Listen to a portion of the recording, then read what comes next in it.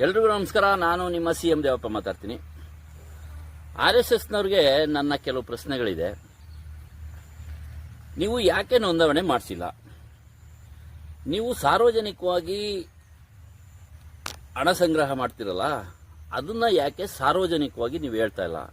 ಕೋಟಿ ಕೋಟಿ ಸಂಪತ್ತನ್ನ ಮಾಡಿ RSSನ ಶಾಖೆಗಳಲ್ಲಿ ಇಡ್ತಾ ಇದ್ದೀರಿ, ಮತ್ತೆ ಅದನ್ನ ಬಿಲ್ಡಿಂಗ್ ಕಟ್ತಾ ಇದ್ದೀರಿ. ಈ ನಿಮ್ಮ RSSನಿಂದ ಈ ದೇಶಕ್ಕೆ, ರಾಜ್ಯಕ್ಕೆ ಏನು ಉಪಯೋಗ ಆಗ್ತಾ ಇದೆ, ಜನಕ್ಕೇನು ಉಪಯೋಗ ಆಗ್ತಾ ಇದೆ?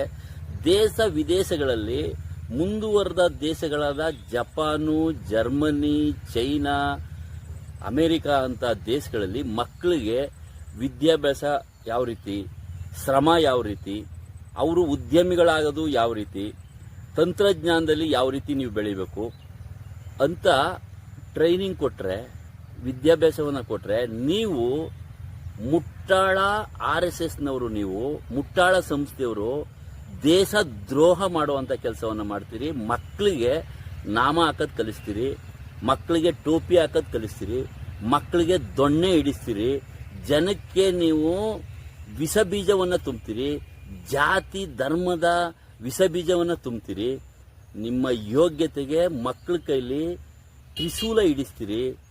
ಏನ್ರಿ ಮಲ್ಲಾಗ್ರು ಬಂದಿರೋದು ನಿಮಗೆ? ಯಾಕ್ರಿ ನಿಮಗೆ ನಿಮ್ಮ ಸಂಘಟನೆ 100 ವರ್ಷ ಆಗಿದೆ, ಈ ದೇಶಕ್ಕೆ ಏನ್ರಿ ಕೊಟ್ಟಿದೆ? ಗೌರಿ ಲಂಕೇಶ್ ಅವ್ರನ್ನ ಕೊಲ್ಲಿಸಿದವರು ನಿಮ್ಮ ಸಂಘಟನೆಯವರು. ಇನ್ನೂ ಹಲವಾರು ಬುದ್ಧಿಜೀವಿಗಳನ್ನ ಕೊಲ್ಲಿಸಿದವರು ನಿಮ್ಮ RSS ಸಂಘಟನೆಯವರು. ಮಹಾತ್ಮ ಗಾಂಧಿ ಅಂತ ಇಡೀ ಪ್ರಪಂಚಕ್ಕೆ ಒಂದು ಮಹಾತ್ಮ ಆಗಿರುವಂತ ರಾಷ್ಟ್ರಪಿತ ಅಂಥವ್ರನ್ನ ನೀವು ಕೊಲ್ಲಿಸಿದಂಥ ದರಿದ್ರ ಸಂಘಟನೆ. ಯಾಕೆ ಇದನ್ನ ನಿಷೇಧಿಸಬಾರ್ದು? ಇಡೀ ದೇಶದಲ್ಲಿ ಏನಾದರೂ ನನ್ನಂತೆ ಅವನಿಗೆ ಪವರ್ ಕೊಟ್ರೆ, ನನ್ನಂತೆ ಅವನಿಗೆ ಒಂದು ಅಧಿಕಾರ ಕೊಟ್ರೆ, ಖಂಡಿತ ಈ RSS ಸಂಘಟನೆಯನ್ನ ಸಂಪೂರ್ಣ ನಿಷೇಧವನ್ನೇ ಮಾಡೋದು. ಈ ದೇಶಕ್ಕೆ ನಿಮ್ಮಿಂದ ಏನೂ ಇಲ್ಲ. ದ್ವೇಷ ಮಾಡುವಂಥದ್ದು, ಒಬ್ರಿಗೊಬ್ರಿಗೂ ತಂದಾಕುವಂಥದ್ದು, ಇದನ್ನೇ ನೀವು ಮಾಡ್ತಾ ಬಂದಿರೋದು. ಹಾಗೇನೆ ರಾಷ್ಟ್ರ ಧ್ವಜವನ್ನ ದ್ವೇಷವನ್ನ ಮಾಡುವಂತ RSS ನಮಗೆ ಏನಕ್ಕಾಗಿ ಬೇಕು? ಸಂವಿಧಾನವನ್ನ ಅಗೌರವಿಸುವಂತ, ಸಂವಿಧಾನವನ್ನ ಒಪ್ಪದೇ ಇರುವಂತ ನಿಮ್ಮಂತ ಸಂಘಟನೆ ಈ ದೇಶದಲ್ಲಿ, ಈ ರಾಜ್ಯದಲ್ಲಿ ಏನಕ್ಕೋಸ್ಕರ ಬೇಕು?